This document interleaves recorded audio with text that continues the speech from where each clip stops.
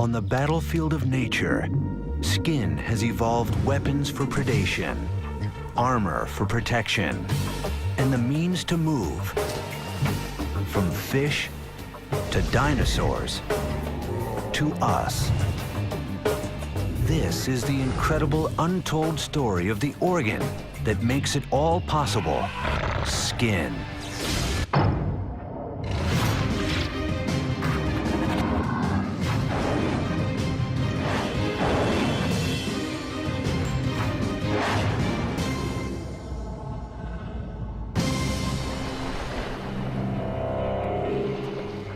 The shark is famous as the killer of the seas. Its jaws and teeth are the stuff of legend. But the shark can't deliver its bite without its amazing speed in water. Even its skin is deadly. If you look at the structure of the teeth and the scales, they're almost identical. What we call dermal denticles, or skin teeth, that form the entire outer layer of the skin of the shark. The shark's skin is razor sharp, built in a tight diamond pattern, so hydrodynamic that it's the basis for the advanced competitive swimsuit design, and so sharp that if a predator tries to attack a shark from behind, it will be badly cut. There are few creatures that can fight the shark, but there are some that can hide.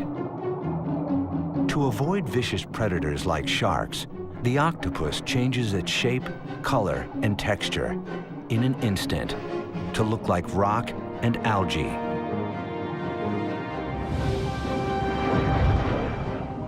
In this evolutionary arms race between predator and prey, you have this magnificent skin being evolved, and it's in response to the visual predators that are out there. Skin for predation. Skin for escape. Just two of the phenomenal abilities evolved by the massive organ that seems to be a simple barrier to the outside world.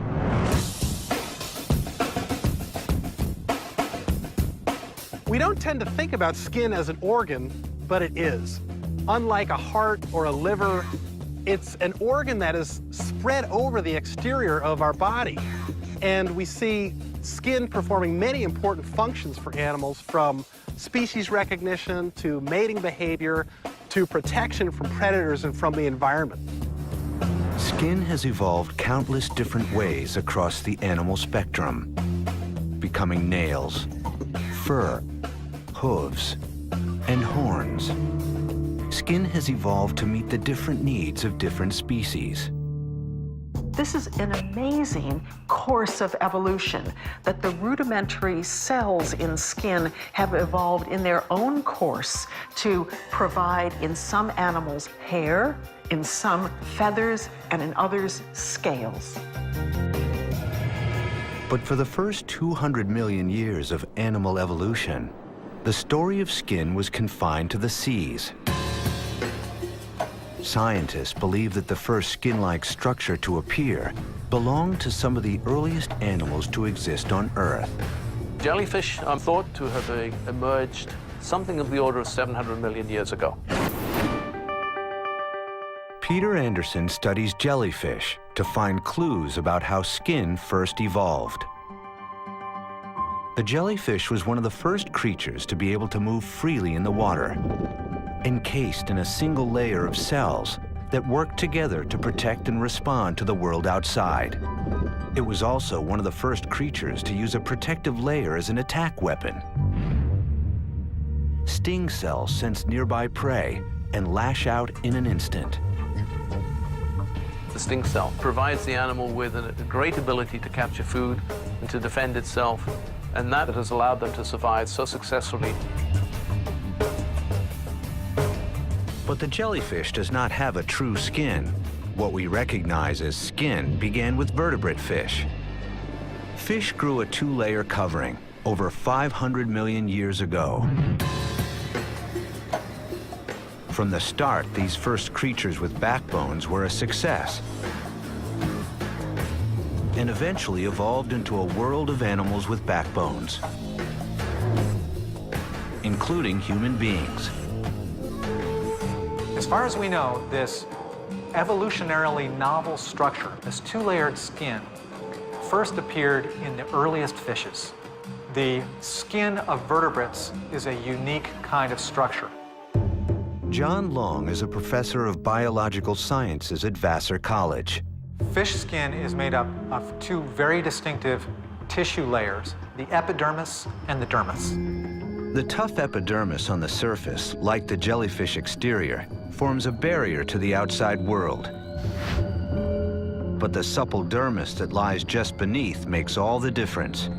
This amazingly fertile system of cells would anchor the roots of many different skin structures. The first of them was fish scales. Scales arose during a time of vicious predation in the seas. The Cambrian, killers like Anomalocaris, and the giant Ducalosteus sliced through defenseless prey. And even if Dunk was avoided, smaller fish battled in their own weight class. Some fish needed body armor just to have a chance at survival. What's interesting about fish skin is that the scales, in fact, are made of some of the same materials that bone and structures in our teeth are made out of. And the result is that fish have a strong, sturdy layer, essentially of bone. This scale comes from the bottom layer of the skin, from the dermis. Scales grow in a tight pattern, overlapping like shingles on a roof. Each one of these scales pulls off, and look at the size of that. So there's a lot of overlap there. But not all scales are alike. The scales on fishes are really variable. Some fishes, like catfish, have no scales at all. And then there are other fish that look like they're wearing a coat of armor. What this says to us is that evolution has acted repeatedly on fish skin, depending on the ecology of different kinds of fishes. A fish's environment and the predators within it help dictate the evolution of its skin. And most fish, scaled or not, would evolve another strategy for survival. One of the things that people get all excited about when they pick up a fish is how slimy they are. Fish produce mucus. The slippery mucus rises from the glands in the dermis and keeps the fish free from clinging parasites.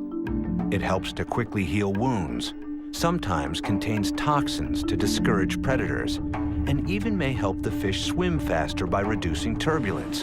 For the fish, slime is good.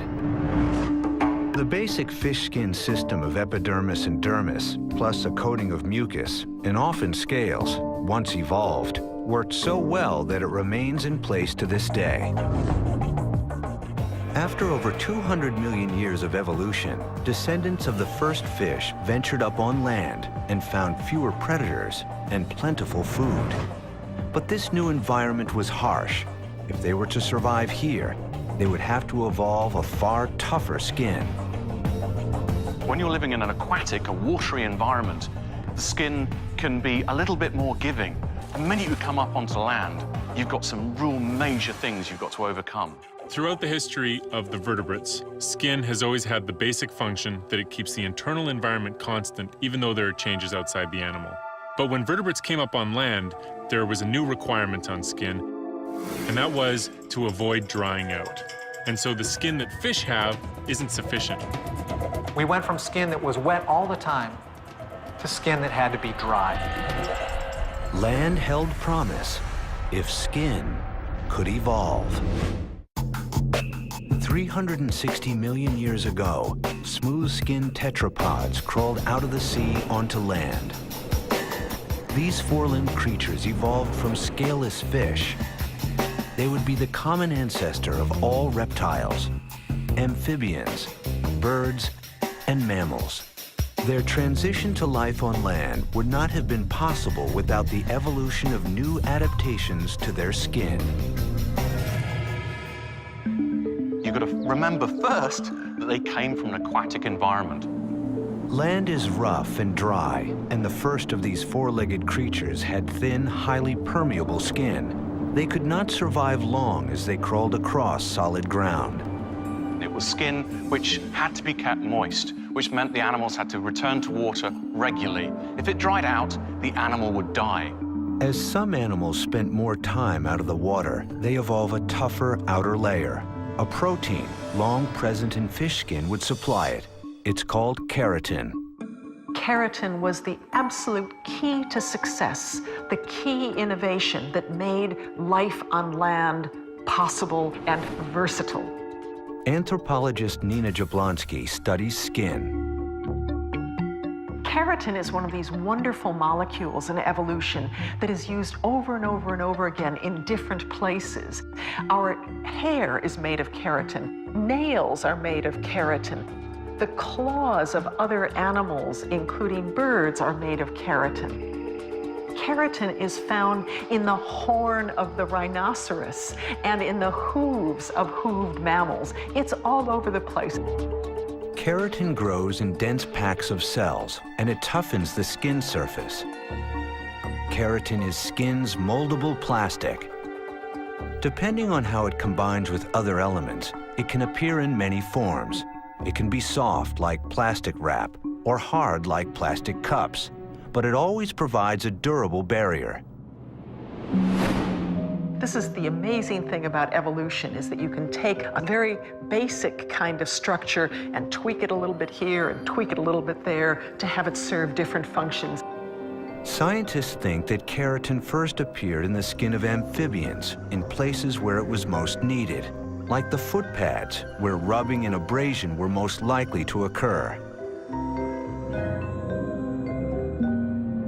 When reptiles evolved, their keratin morphed further.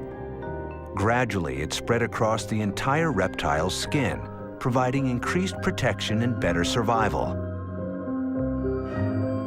Armed with hides full of keratin, the age of reptiles was on. Excellent. Physiological ecologist Bill Lutterschmidt studies reptile anatomy, specifically snakes, with Melissa Miller. Reptiles have evolutionarily changed their skin to be much more of a barrier to the environment. Reptiles evolve scales to help them cope with an abrasive terrain. Scales are really modified little appendages of skin. Fish scales, anchored in the dermis, were well suited to swimming. But on rough land, they would tear out. Amazingly, reptiles developed scales that anchored onto each other at the surface, connected as tightly as the pieces of a jigsaw puzzle. If we look at scales in a typical reptile, what we see is that the skin layers are just sort of folded into this funny, beautiful little pleat on the surface. And there's another benefit to this new scaly skin. It imparts tremendous mobility so that an animal that has scales can be extremely mobile as well as have very abrasion-resistant skin. And a mobile snake is a deadly snake that can also flee its enemies. But reptiles face another enemy on land, the blazing sun. Even a single crack in the tough keratin scales exposes the animal's cold-blooded interior to dry heat, evaporation, and death. In order for reptiles to leave a fully aquatic environment, they needed to have evolved a skin that was much less permeable to water. So what is the secret ingredient that keeps snake skin super tight? To find the answer, Melissa Miller focuses on two very similar and very poisonous snakes that have natural habitats close to one another, but yet adopt different lifestyles. The land-loving copperhead and the semi-aquatic cottonmouth. We feel that some of their differences in habitat selection may be tied to the physiology of their skin. When the cottonmouth ancestors went back into the water, they may have lost some of the adaptations in their skin. By comparing two different snake skins, Miller hopes to reveal the key ingredient that's allowed some reptiles to have watertight skin and enable them to live away from the water. Snakes famously shed their skin. The scales are so tightly interlocked that they allow no room for growth, and they break down from wear and tear. So, 4 to 8 times a month, a snake will loosen the worn-out layer at one end, often by rubbing against a rock, and crawl straight out of it, much like taking off a sock. Back in the lab, Lutterschmidt and Miller want to compare how waterproof the two snakeskin sheds are. In Melissa's experiments, she takes shed scans and looks at the amount of water that is lost through those sheds over time. The test is simple. They place the sheds over test tubes filled with water. After a week, the land-based copperhead skin keeps almost all the water in. The water-loving cottonmouth has lost most of his. The copperhead has a less permeable skin because you can see there's more water left in the sample. Their sheds have roughly equal amounts of skin-tight keratin. So what is it that makes the copperhead so waterproof? It is a liquid fat called a lipid. These lipids are extremely important because they provide sort of natural water resistance, water repellents. Lipids are a key component in skin's evolution. In reptiles, it seals any cracks between scales, forming a sun-proof seal. These animals would then dare venture freely over land without fear of drying out. It gave them the tenacity to push further inland and dominate the earth. It's like having a raincoat on that has a really good water repellent surface. The lipids and the keratin work together on the very surface of the skin to create a tight water-resistant layer. The copperhead has much more lipids than the cottonmouse, which is why it can inhabit a more arid land-based area. Lipids seem to serve a major role in the amount of terrestrial behavior we see in many reptiles. The combination of keratin and lipids set the pattern for the reptile's success. This was important because it allowed them to spend much more time on land, and it allowed them to get away from the water and move into environments that before weren't available. With the right ingredients, evolution has provided reptiles with tough, water-resistant skin. These reptiles dared to roam freely across all of Pangaea, the one supercontinent on Earth. And as Pangaea splits apart over millions of years, their skin evolves further, adapting to changing environments. Their descendants, the mighty dinosaurs, would be the dominant vertebrates for 160 million years. Dinosaurs were a really successful group that radiated, diversified, evolved into many different forms. Is it possible that the secrets of dinosaur domination lie in its skin? We now know that dinosaurs dominated life on Earth for 160 million years. Their skin, the barrier between these huge land animals and their environment, had to play a major role in their success. But it has been hard to study. We're used to finding the bones of dinosaurs. Soft tissues are much rarer, and you're left with what effectively is an echo, and that is what we're usually left with to study the dinosaurs. Because soft tissue doesn't last, scientists usually have to rely on the information they can extract from the bones to tell them about the skin. And the bones do have stories to tell.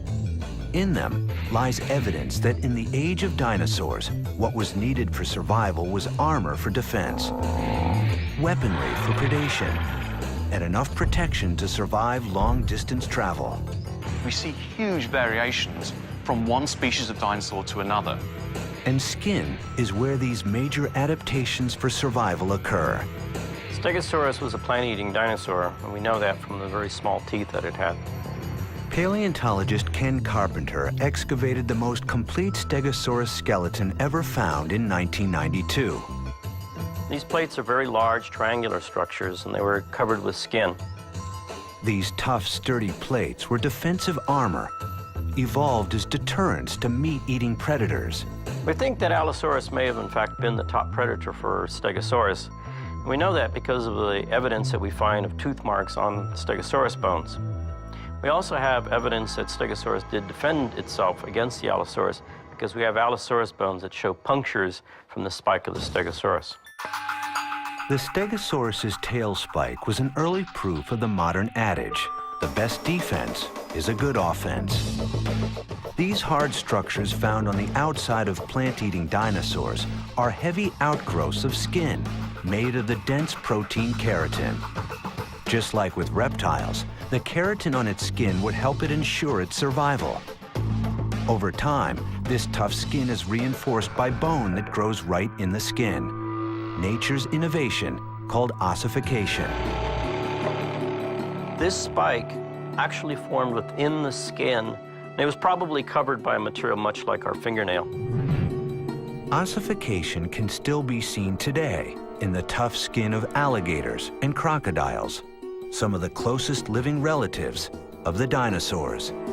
Something like an old crocodile has bony plates, way over 1 centimeter thick, covering most of its body. And these plates, in turn, are covered with protective keratin, so they are really tough customers. But skin's evolution wasn't always about getting tough.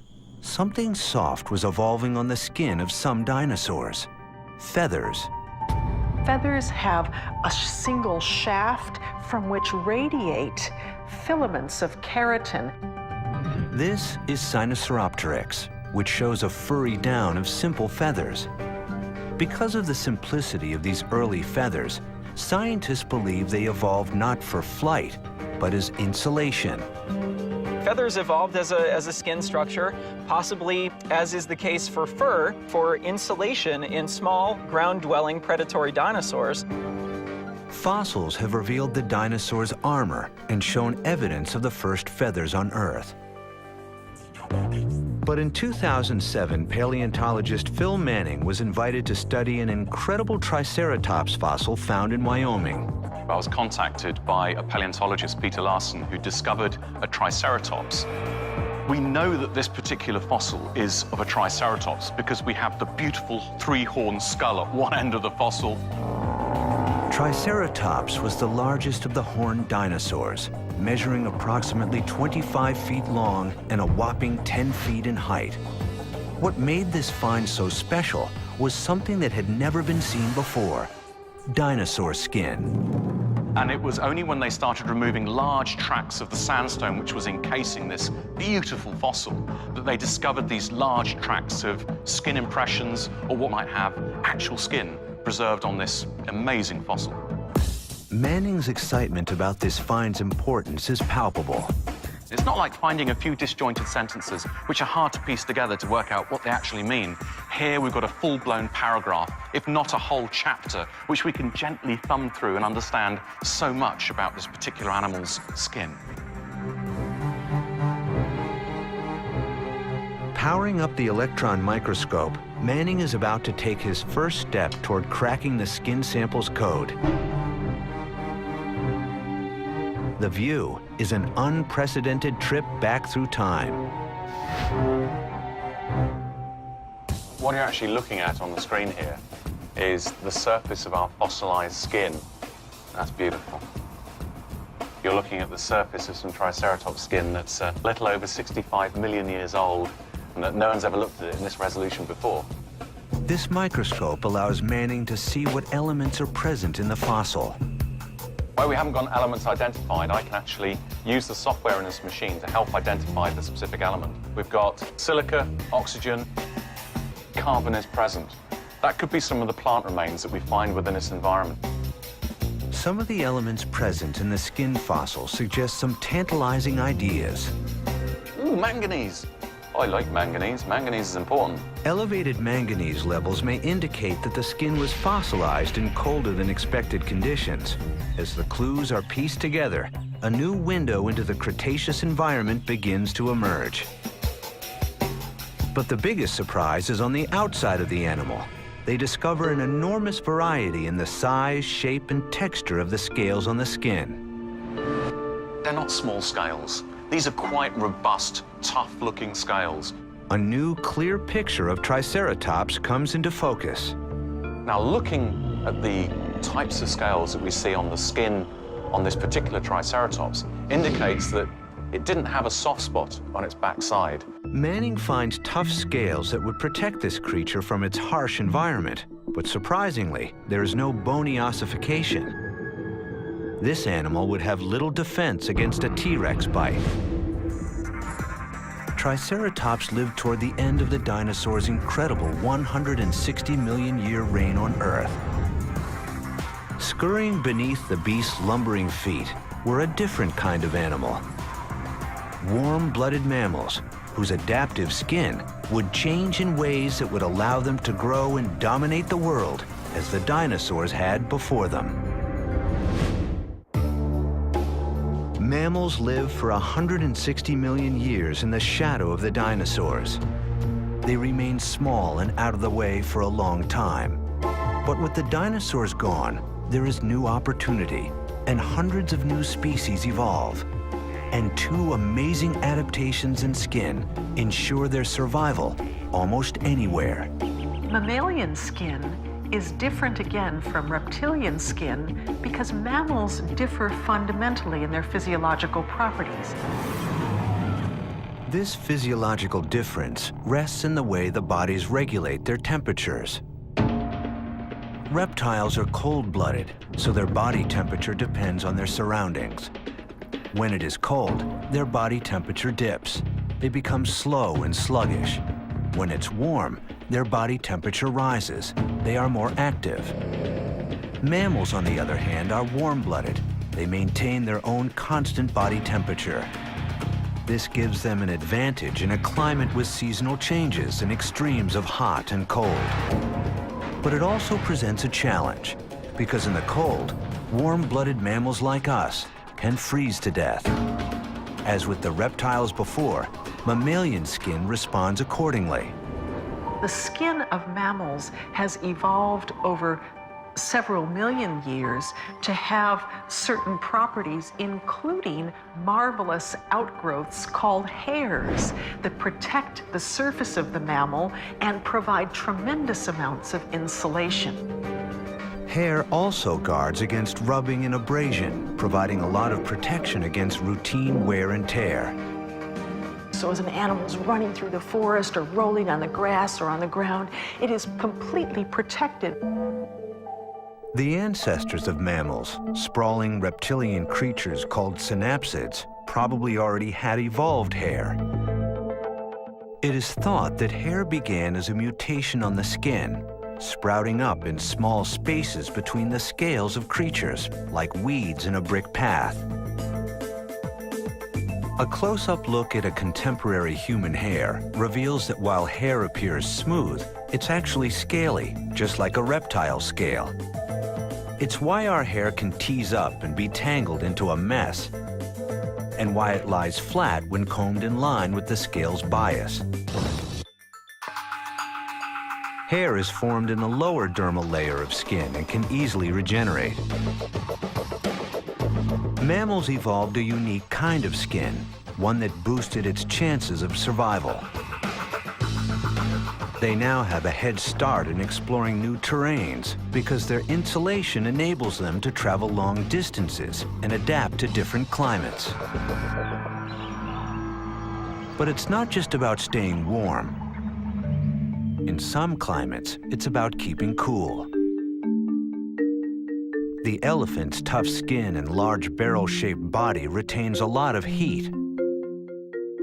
In the course of evolution, the ancestors of elephants living in tropical environments really had to face the challenge of how to keep cool. The elephant's skin evolved to enable a process that works just like a car's engine cooling system to beat the heat.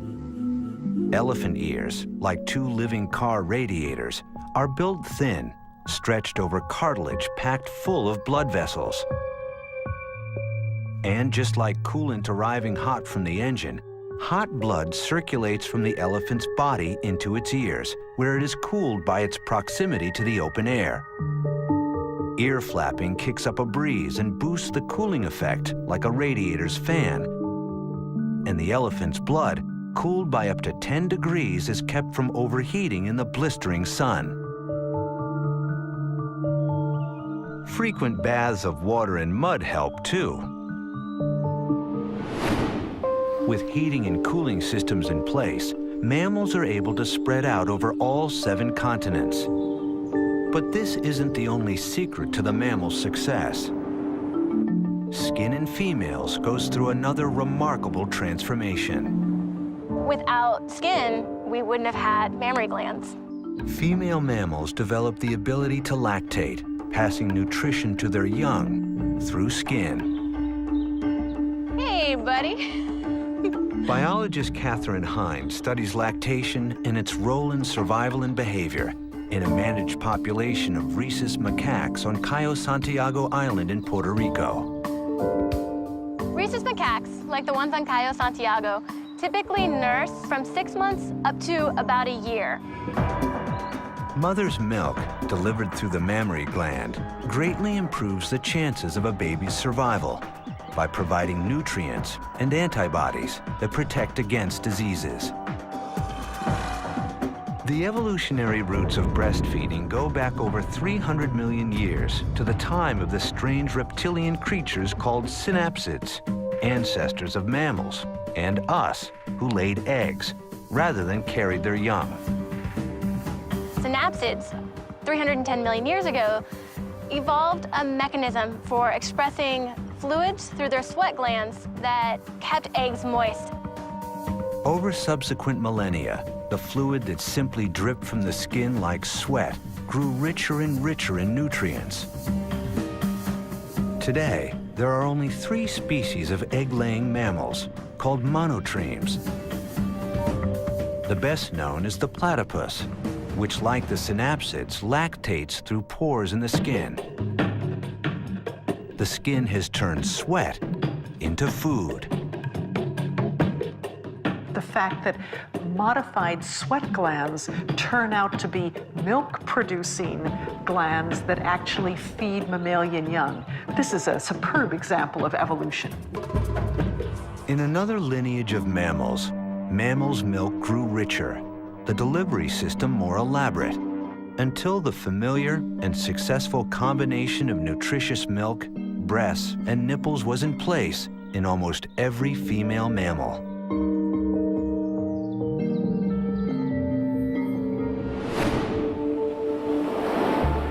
Why do males have nipples? They develop in the embryo before gender is determined and remain ever after. Male nipples may be a useless adaptation, but for mammals, the female breast remains vital for survival. The most important aspect of maternal care is lactation. And Katherine Hind has learned that macaques use the time they are dependent on their mothers to learn vital lessons that could make the difference between life and death. Mother's milk allows infants to learn about the world in which they're going to have to be adults while still being energetically protected by their mother. So while they get milk, they're able to learn how to process food, learn how to socially interact, and develop all the skills that they'll need in a complicated adult world. The socialization encouraged by skin's evolution of breasts would blossom with the mammals that emerged close to 2 million years ago. Human beings. But humans did not retain skin like macaques. A new kind of skin evolved, unique among primates. Humans have really different skin from any other creature. All of a sudden, we have a very different kind of animal in equatorial Africa. Not an ape sitting or scurrying around near the shelter of trees, but an active, striding biped spending a lot of its time in open, hot environments. The lion's coat, the gorilla's fur, none of it would be of use to humans. We needed to get naked, and we needed to keep cool. Humans were on the run, out of Africa and straight to the top of the food chain. Scientists now believe that what made it possible was a single evolutionary mutation in human skin. How did humans come to dominate all other mammals? Could the answer lie in the way the human skin evolves? Humans have really different skin from any other creature. Human skin is, of course, a barrier to the outside world.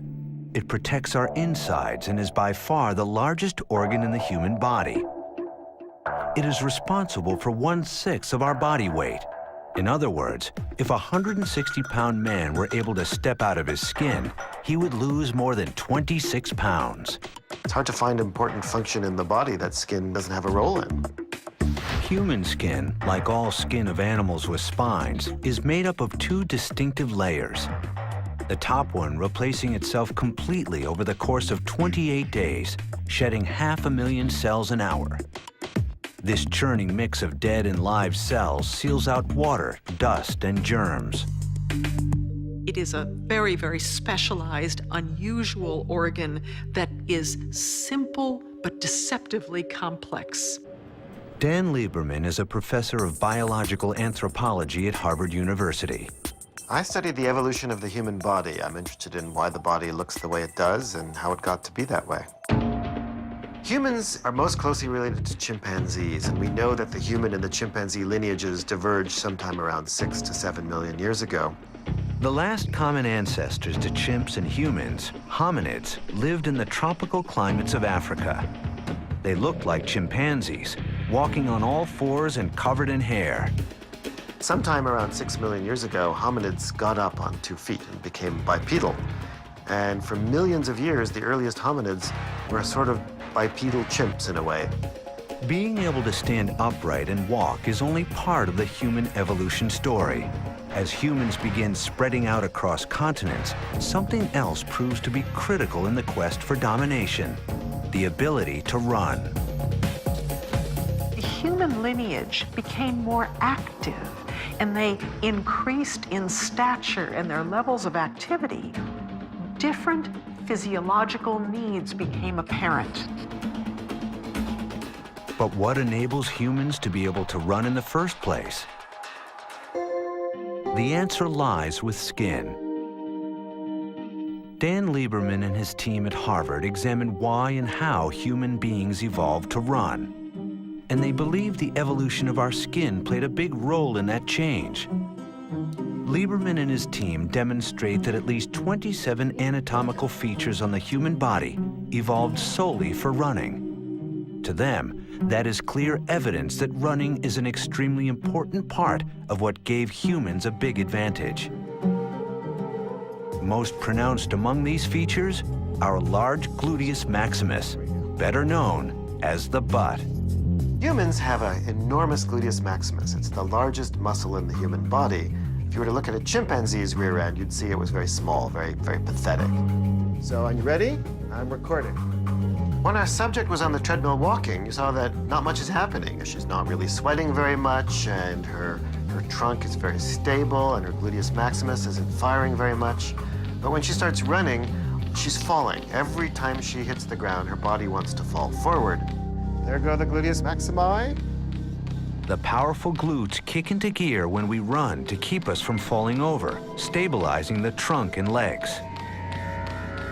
For 4 million years, the ancestors of humans walked on 2 legs, and yet they didn't advance much beyond being bipedal apes. So walking is not what transforms the hominid body, but according to Lieberman, running could be. It's still a mystery, of course, as to why humans became furless and sweaty, why we became naked. But we think, at least I think, that it happened because of thermoregulation and running. Evolving features to run is not enough. The hominid body needed something else, a cooling system. Mammal skin had evolved hair to keep them warm in cold climates. Early hominids in Africa have the opposite problem. They need to be able to keep their bodies and brains from overheating. Ever able to adapt, the skin of humans and other mammals living in hot climates simply stop producing so much hair. We have, compared to other mammals particularly, we have skin that is got almost no hair. Human skin would evolve to supply its own cooling bath in the form of sweat. Sweating was essential in the progress of human evolution because it helped us maintain cool brains. The primate brain, if you heat it up even a few degrees Celsius above normal, it can't function properly. So how do you keep a primate brain cool? You basically sweat. Mammals had long had sweat glands called apocrine glands that produce an oily liquid. It's what causes a horse to lather or a pig to look sweaty. It's this primitive sweat that creates our distinctive human body odor. But sometime, close to 2.5 million years ago, human skin began to produce a whole new kind of sweat composed almost entirely of pure, cooling water. The water came from a new kind of skin gland, the eccrine gland. Chimps and some other mammals do have eccrine glands, but only a few. Human skin has millions. Lieberman thinks this stunning explosion of cooling sweat glands in humans made them better hunters. My bet is that what happened is that the hominids at some point started being more furless and started sweating, and then that enabled early hominids to hunt and run down animals. How did running and sweating give the human hunter such an advantage? We need to think of the differences between panting and sweating. An animal cools down by panting, whereby it breathes shallowly over its tongue, which is filled with blood vessels. The blood gets cooled and sent back into the head and body of the animal. Compared to sweating, it is highly inefficient. So that means that in the middle of the day, they tend to seek the shade, particularly in hot places like Africa. They can also only pant while trotting, which means that an animal cannot cool down when it is galloping. So if a human hunter 2 million years ago can make an animal run at a gallop, within 10 to 15 minutes, that animal will go into hyperthermia. It can't pant, and because it can't sweat, it gets too hot, and that will eventually kill the animal. Most humans can run at a speed that is faster than the trot to gallop transition. So our early ancestors may have hunted by tracking an animal for miles, the first marathoners. They could force the animal to gallop for long distances, causing it to overheat in the blistering sun. So the key adaptation for humans to enable us to do this persistence hunting is our skin. It's the ability to sweat and cool down by a mechanism other than panting. The ability to sweat may have allowed humans to become the most successful and dominant predators on the planet. Now free to spread across the world, humans found once again their skin adapting to changing conditions. Human skin doesn't come in just one color. It comes in a whole spectrum of colors, from the very darkest near ebony color to the very lightest near ivory color. This beautiful sepia rainbow of colors evolved as a product of natural selection.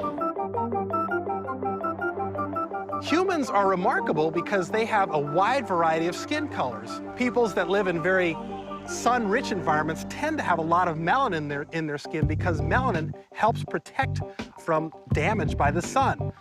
By contrast, peoples that live in very sun-poor environments tend to have very little melanin, with the result that they have fairly light skin.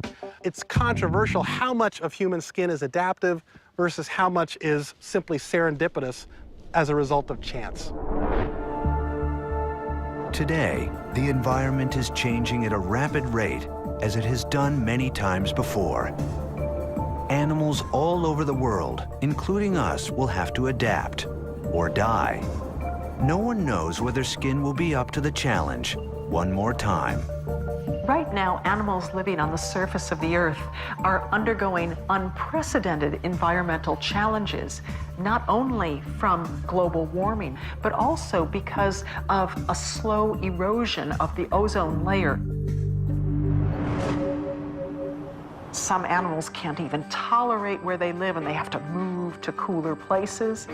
So there is evolution of the skin occurring in these lineages that are being subjected to new evolutionary forces. But we don't know exactly what course this evolution will take. Evolution happens over time, and any adaptive changes to skin may not emerge for hundreds or thousands of years. But if 400 million years of success is any guide, the organ we call skin will evolve.